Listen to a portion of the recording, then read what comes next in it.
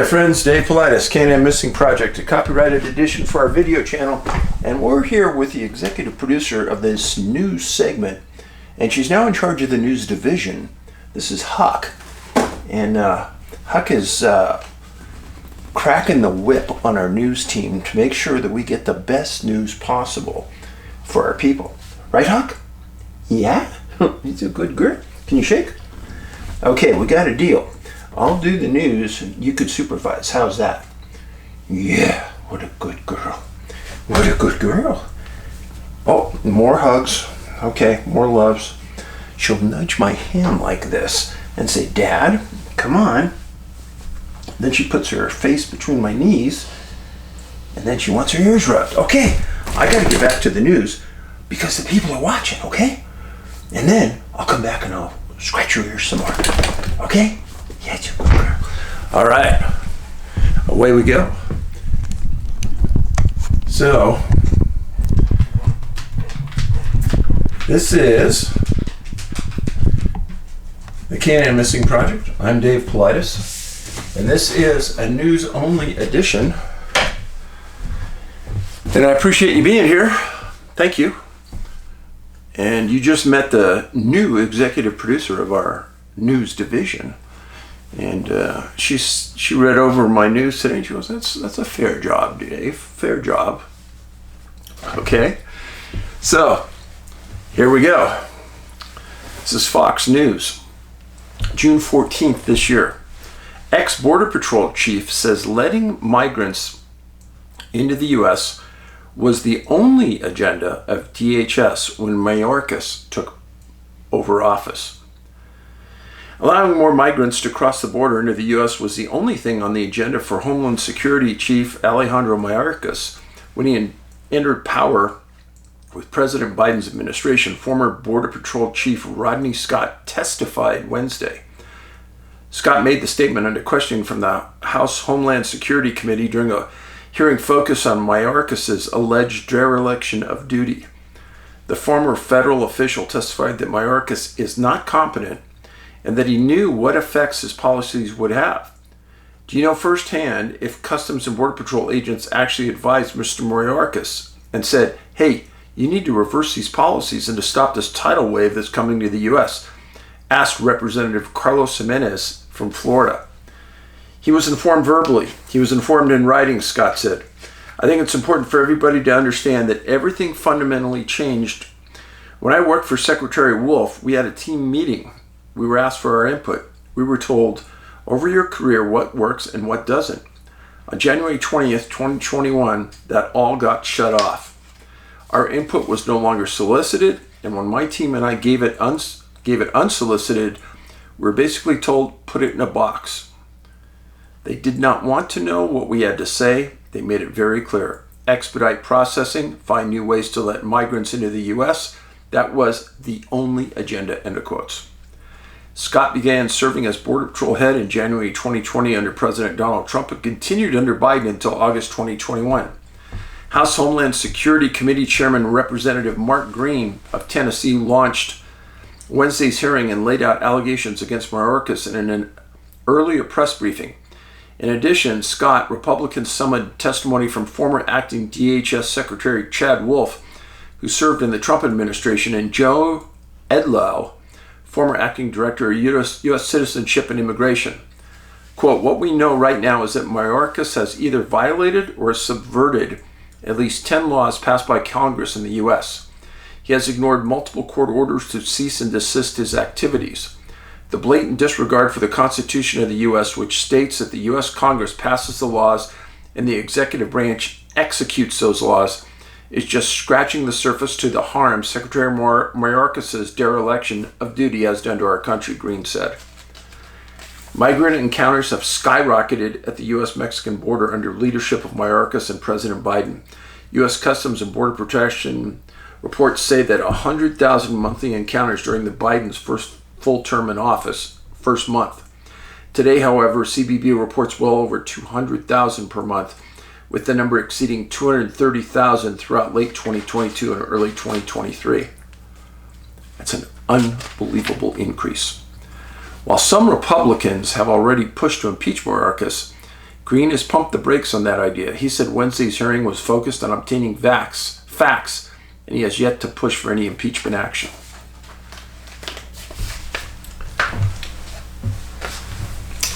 I've actually talked to Border Patrol agents firsthand, face to face. They said it is an unbelievable disaster and that the administration has shown no concern for them or their safety. And they are very concerned that the cartel will take over both sides of the border, and in some areas they have already because of the lack of manpower by Border Patrol. And what do I mean? Well, Dave, why would the manpower be okay under President Trump and not now? Because they're pulling all these agents off of border protection and they're making them do processing to push the migrants through as fast as they can. So they're not on the border protecting our border like they should be. That's why it is a disaster in the words of the border patrolmen and women. 6/14/2023, 8 different news sources. 29 Democrats vote with GOP to protect gas stoves from the Biden Department of Energy. 2 agencies in the Biden administration have signaled tougher rules are coming. The House on Wednesday passed legislation to block the Department of Energy from implementing tough new energy conservation rules on gas stoves, an effort that was supported by more than 24 Democrats. Lawmakers passed the Save Our Stoves Act in a 249 to 181 vote. Every Republican voted for it, and they were joined by 29 Democrats, a sign that many members of the President Biden's own party don't support what his energy department is doing. The vote is a response to a department rule issued this year that seeks to boost energy efficiency standards on gas stoves. The sponsor of the bill, Debbie Lesko, a Republican from Arizona, argued that the department initially determined that 96% of gas stoves currently on the market would not meet the new standard, and that the department introduced new data later in an effort to make the standard look less severe. Isn't that special? What did DOE, Department of Energy, do after the public heard about this and pushed back? She said on the House floor Tuesday, quote, "They just adjusted their analysis seemingly out of thin air. Now they claim that nearly 50% of gas stoves will pass their rule." Guess what? That means that 50% won't. Tell me, are they trying to ban gas stoves? Lesko also said that while the department is arguing the regulation will lower consumers' energy bills, it would only drop those bills an estimated 12 cents per month. Consumers don't want to give up the features of the gas stoves like for 12 cents per month, she said. Consumers don't want to wait an extra 7 minutes to watch a pot boil for 12 cents per month. While some Democrats agreed that with that argument, most did not. Representative Frank Pallone, a Democrat from New Jersey, argued that the department's energy standards are extremely popular and they said that they would apply to new models. Oh, and 30 plus members of your own party didn't agree. And why would the public agree to this? Do you think China's going to do this? Do you think Russia's going to do this? Do you think India's going to do this? No. The only people it's going to hurt is you and me. That's right. Despite what you hear from the Republican colleagues today, the DOE rule does not ban gas stoves, does not remove gas stoves from homes, and does not remove anyone from putting a gas stove in their home, he added.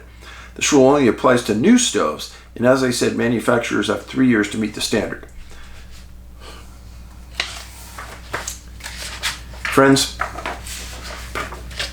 in a time where energy is a number one item, and this administration is saying that gas is not a good energy, and they're not allowing further drilling for gas.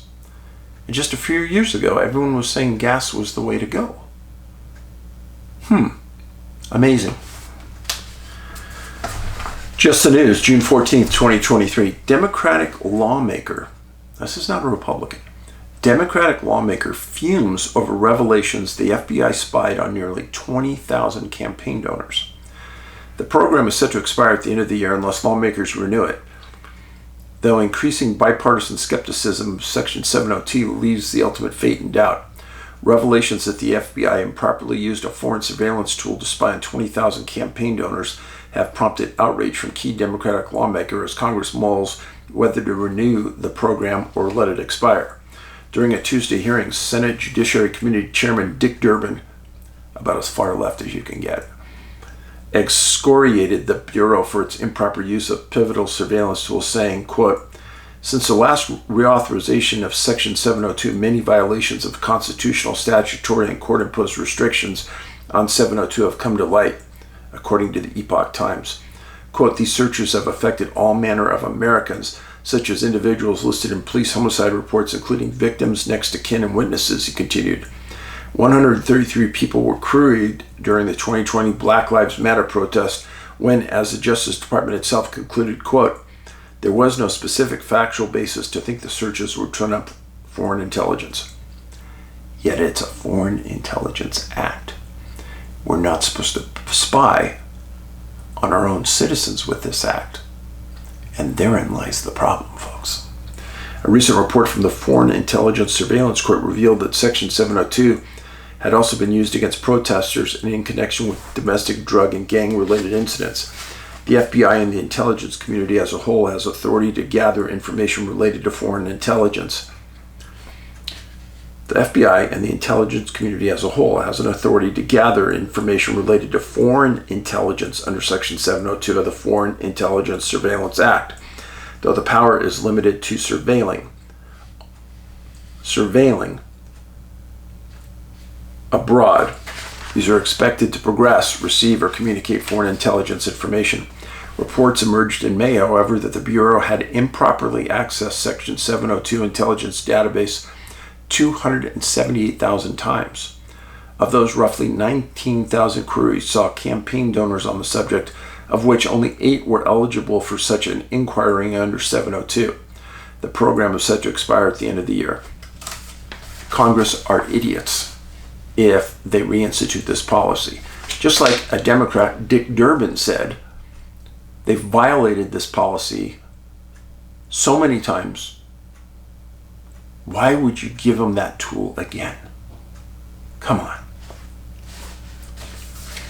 Now, about 6 months ago, I started to say this. About 5 months ago, I said it again. 4 months ago, I said it again. 3 months ago, I said it again. And now it's in the news. Just the news, June 14th, 2023. China likely sending military personnel into the U.S. homeland, chairman says. Hello? Green said he expects a classified briefing on the matter in the near future. House Homeland Security Committee Chairman Mark Green from Tennessee on Wednesday said China is likely sending military personnel into the United States across the southern border. Did you just hear what I said? At a press conference announcing an investigation into Homeland Security Secretary Alejandro Mayorkas, Green said there are Chinese nationals, many of whom are military-aged men with ties to the CCP, who have crossed the southern border and been released in the United States. Why did we let them in? And why did we release them? Unless you wanted the overthrow of the United States. Now, I think I could put a 12-year-old into Mayorkas' position, and that 12-year-old would have the logic ability and the common sense to know we don't let those people in. Quote, "We have no idea who these people are, and it's very likely using Russia's template of sending military personnel into Ukraine. China is doing the same thing in the U.S., Green said. The revelation came from a Border Patrol sector chief, Green said, adding that he expects a classified briefing on the matter in the near future. House Homeland Security Committee on Wednesday released a preliminary report on the border stating that apprehensions of Chinese nationals at the border have skyrocketed. Overall, the southern border, nearly 10,000 Chinese migrants were encountered at the border from October 22 till April 2023, per the latest federal data. In comparison, during the fiscal year, which ran from October 21 to September 2022, less than 2,200 Chinese migrants were encountered at the border.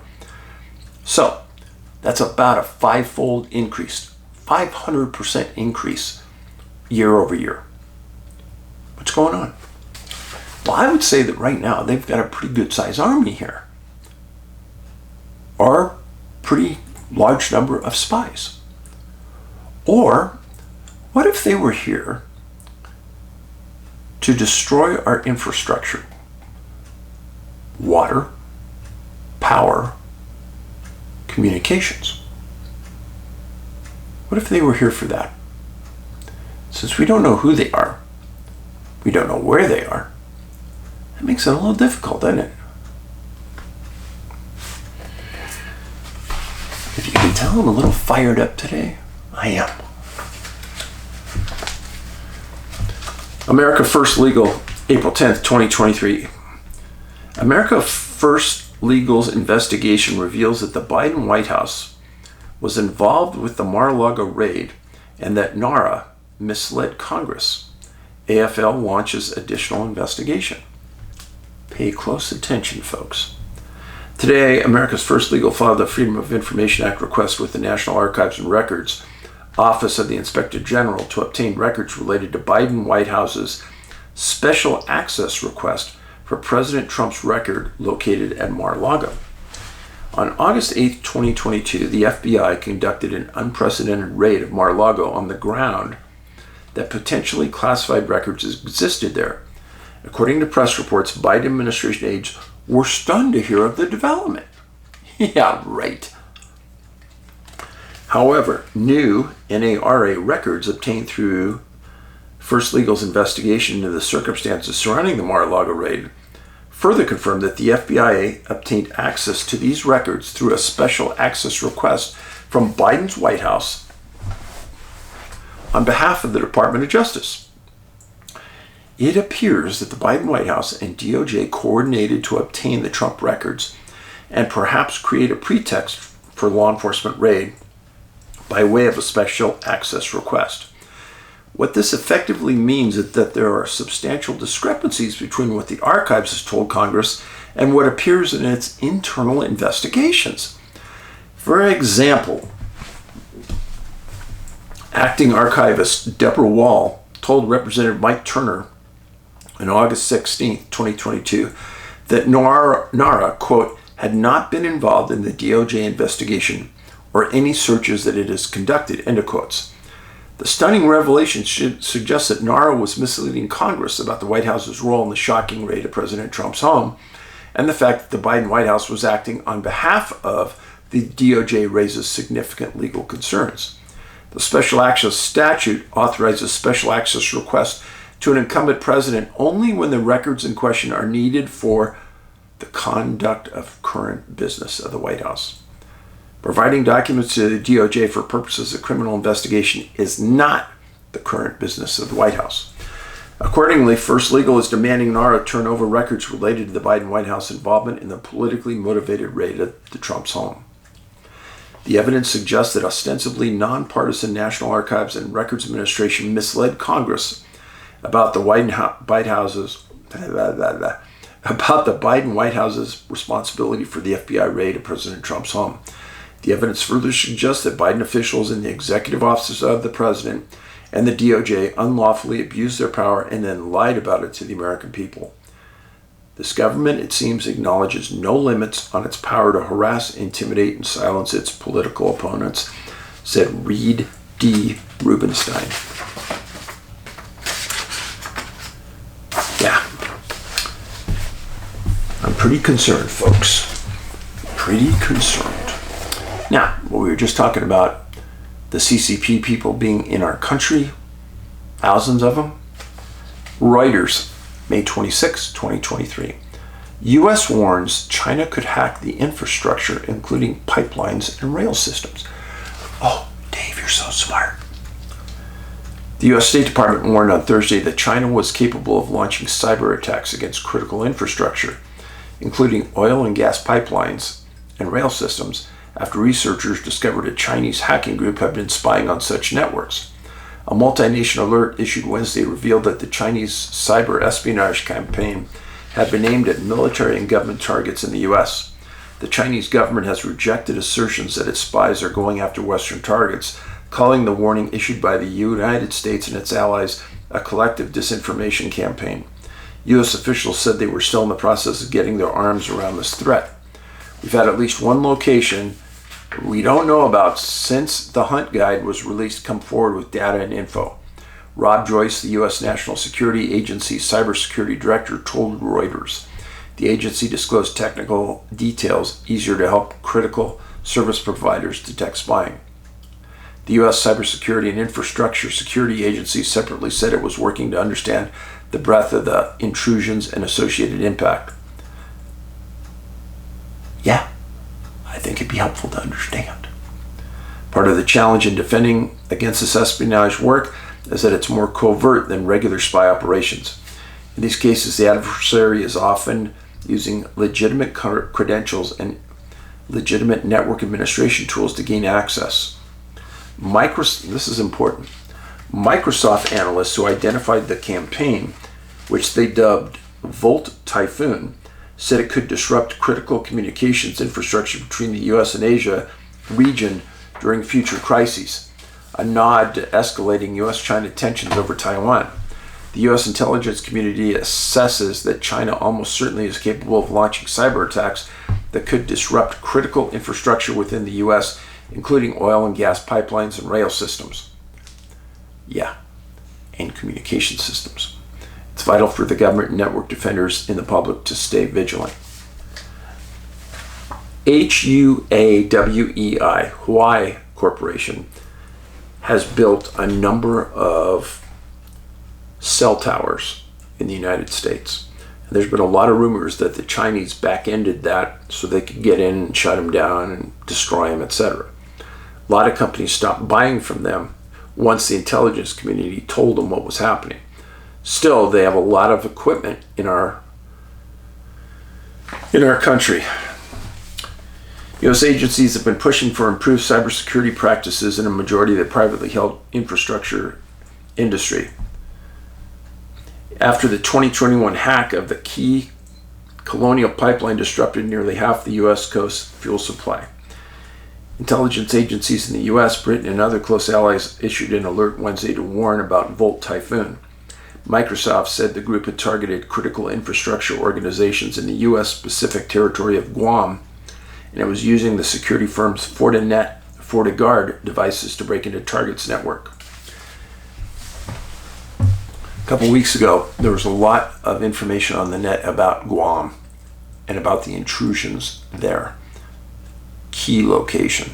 Pay attention when you hear that word. It's big. Big, big. Researcher Mark Bernard, whose organization SecureWorks has dealt with several intrusions tied to Volt Typhoon, said SecureWorks had seen no evidence of destructive activity by Volt Typhoon, but that its hackers were focused on stealing information that would shed light on U.S. military activities. Remember, I told you that Chinese individuals had tried to broach the security at Alaska military bases with drones and in cars. Yes.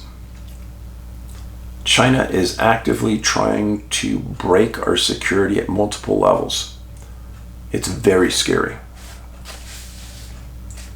NSA's Joyce said there was no doubt Volt Typhoon was putting itself in a position to carry out disruptive attacks.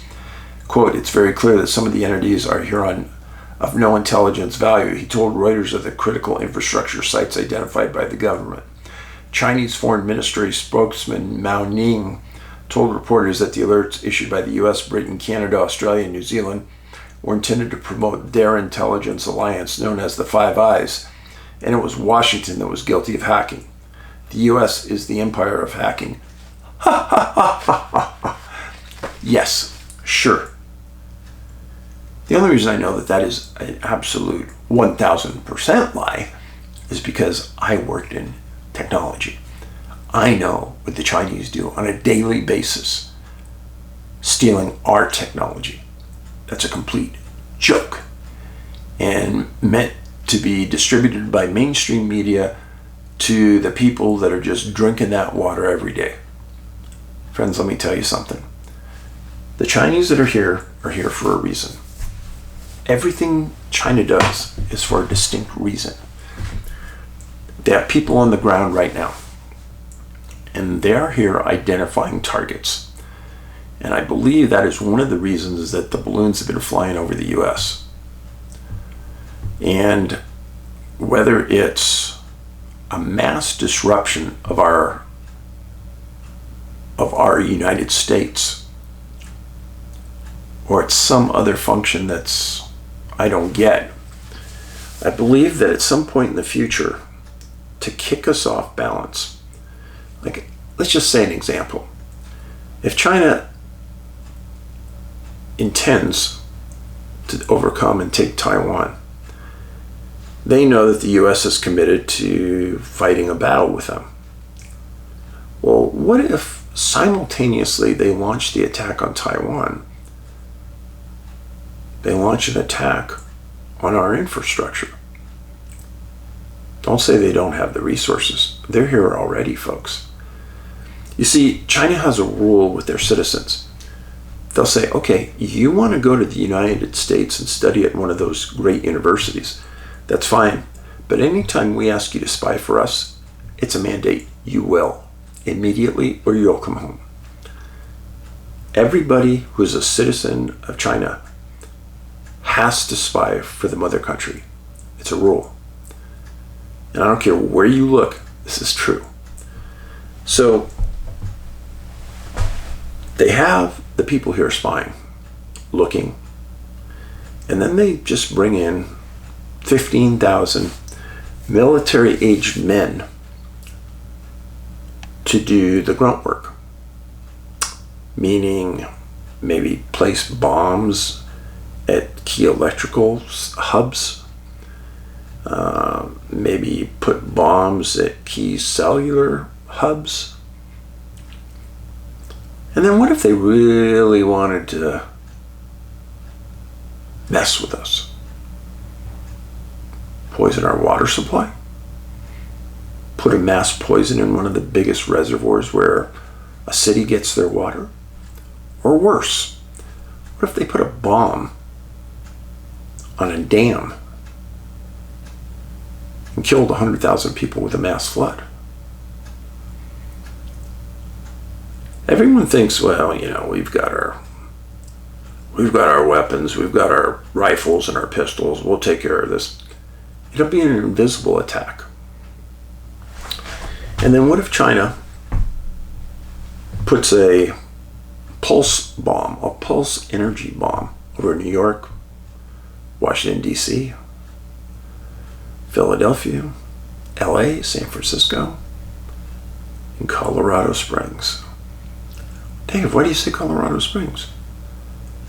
Because that's where one of the centers of the U.S. military's monitoring of North America happens at Cheyenne Mountain. And what if they release one of these pulse energy bombs? And it's not like any bomb you think, you know, like big explosion that takes out a city. No. In fact, you may not feel anything. Happens very high in the sky, maybe 60,000 feet.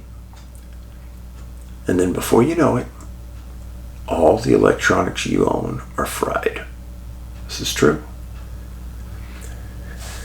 Now, I was told this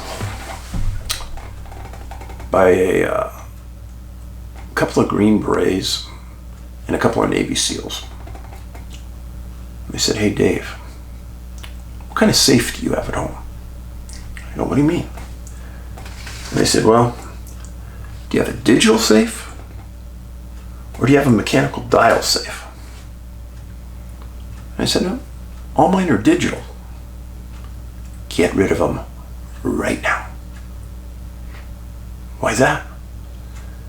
And they explained to me that China has the ability to put one of these pulse bombs over our country and immediately fry all the electronics.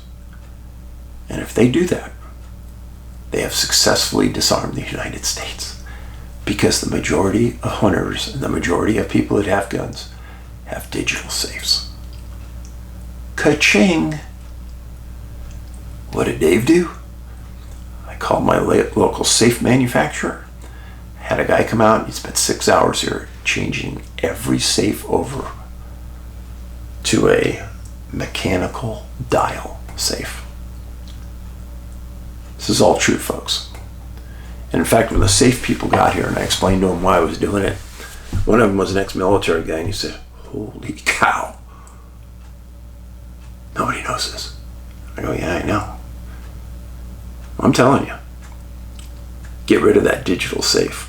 Most digital safes can be changed over to mechanical dial without a big issue. Mine were, it took about an hour per safe, but you got to get it done. No question about it. So, and the other thing, I've heard a lot of talk recently in the news that you need to be prepared. And you should be prepared for anything. Earthquakes, typhoons, tornadoes. But you also should be prepared if we have one of these internal attacks in our country. Because there's a saying out there that all of us are three meals away from chaos. Meaning if you don't eat for a day, you're in trouble. And you're in a lot of trouble. And if you don't drink every day, you're going to be dead quickly. So, do you have a water purification system? If you don't, go to your sporting goods store and get one, so that you could drink right out of a river, right out of a lake.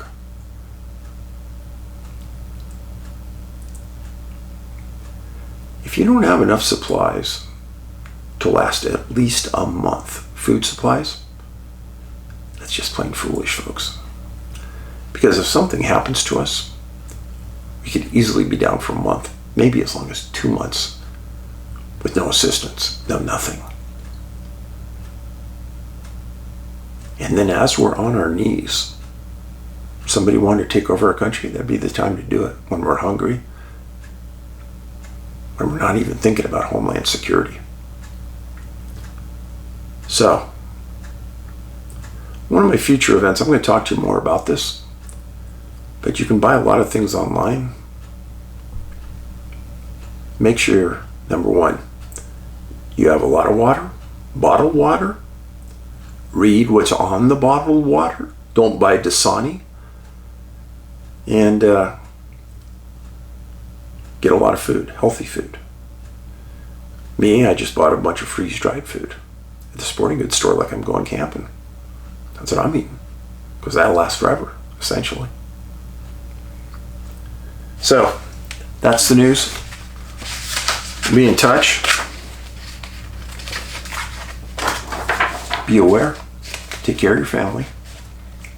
Be cognizant of what's going on around you. We need something to change in our country quickly. I don't know if it will, but we need a new leader. Be nice to your family. Be nice to your friends. If you see somebody out there in need, take care of it. Be a good citizen. Smiles are free. Paulides out.